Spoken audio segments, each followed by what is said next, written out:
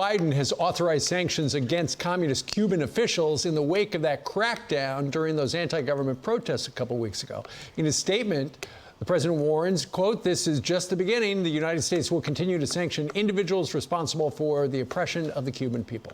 Geraldo Rivera has been calling on the White House to do more. He joins us now to react. Geraldo, good morning to you. Hi, Steve. Hi, how are you doing? I'm doing okay. Thank you very much. Joe Biden, it looked like he was going to, essentially lift some of the Trump-era sanctions against Cuba, but then this, they had the big crackdown on the protesters, and now he can't do that. He was definitely heading in that direction, Steve. You're absolutely right.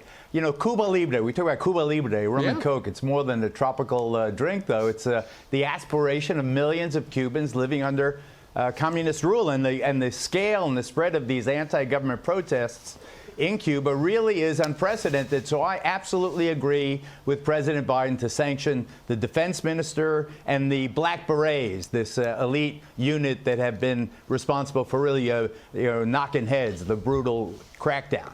So with the sanctions imposed, they can't have access to international markets, no trade, even remittances. The money going from Cuban Americans to those in Cuba have been cut off for now.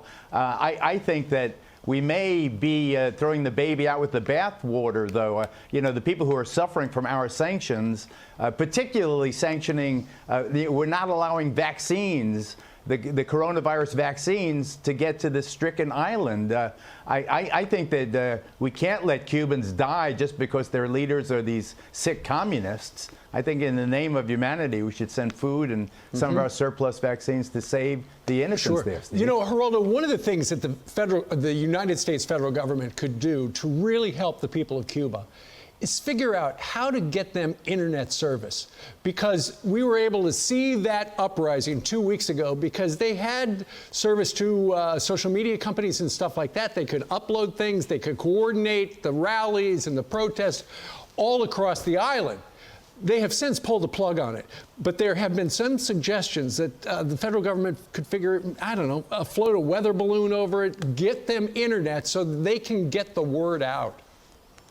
I'm all for that. I just want to point out, this is in today's New York Times. This is a group of liberals, progressives, who say that Cuba, the sanctions are doing more harm to ordinary Cubans than to the Cuban government. And the Cuban reply to all this is that the United States should look after its own acts of repression, and they point to the riots and the looting and et cetera last year. In terms of the internet, I believe that that's all part of my suggestion is open up to Cuba. Let the cruise ships go there. Let the cell phones go there. Let the satellite service go there. Let the everyday U.S.